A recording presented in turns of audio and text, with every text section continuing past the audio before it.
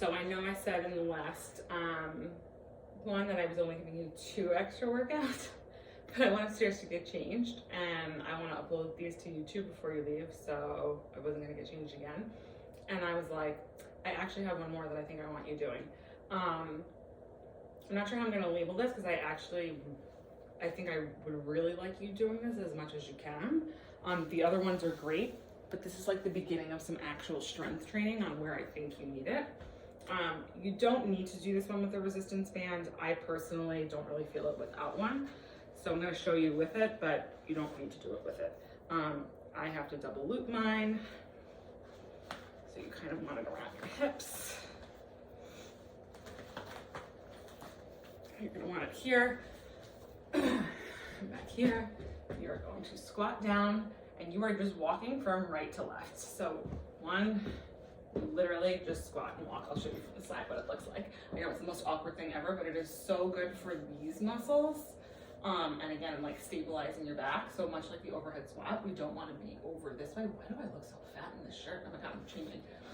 You want to be, straight up. It's okay if you have a little bit of an arch. You're going to really sit back and lean into your tush, and then just march it to the right, and then march it to the left. So you're going to do that. I'm not doing this one with you, but you are going to do that one, I would say 5 times to the right, 5 times to the left, and I would repeat that 3 times. That would be one of the movements. If you want this to be more of a HIIT workout, you could do it like we did the other ones, 1 set of that, 1 set of the next one, 1 set of the next one. So that's number 1. Number 2, I realized I really wanted to begin to work those like lat muscles in terms of strength, and I know that this one bothered you. So another way to do that might be a little bit better is, and give yourself, again, don't be a hero. Make sure you're working at a resistance that works for you. You're gonna come back like this, neutral pelvis, and just do 1 arm at a time. You don't have to go all the way back. Shoulders down, neutral pelvis, and just 1 arm until you feel it, and then come back and then do the other one. Go 1 at a time. If you're having a hard time keeping your spine neutral, just come to the floor. And you can do this laying down. This might help you support your spine so that you could target the muscles a little bit better. So knees bent, push your spine in. I'm really changing. Oh my God, I look awful. Arms out and up, and then you would just go to the right, and that's actually my left, to the right, 1 at a time. So when I do it that way, I feel it a lot more like focused. I would actually probably do it that way. And you should feel it like right in here. It's really like for your shoulders and to your lats. So that's that one. And then you can also, if you want to actually do it the other way, this would be more like of a vertical way. You can then pull, hold on, sorry, I'm rushing.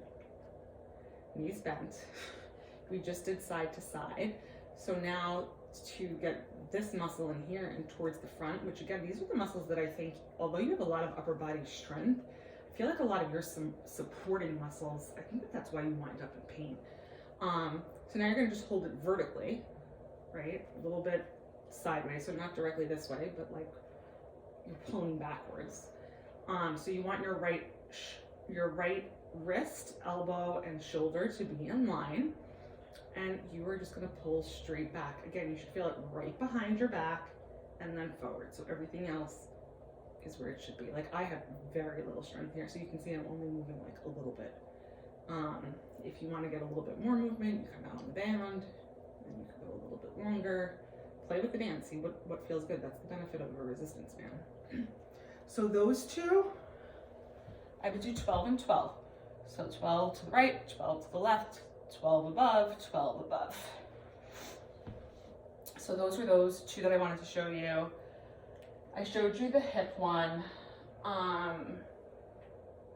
The last one is just one more ab one, which is just gonna be a dip, coming up into a side plank like so, and then you're dipping down and up. If this bothers your back, don't do it. Down and up. So if your obliques are not strong enough, you will feel this in your back. The other thing you could do instead of just not doing it is modifying it. So you can put this knee on the floor and then come down and up and see if that takes the pressure off of your back. For a lot of people, their obliques are like in like a middle place where if you go to your knee, they don't feel anything, but once they go up, they feel it in their back. If you go to your knee and you do feel it in your obliques, just keep up with that, 12 and 12. 12 on the right, 12 on the left. So that is some accessory work for you. If I think of anything else, I will post a video.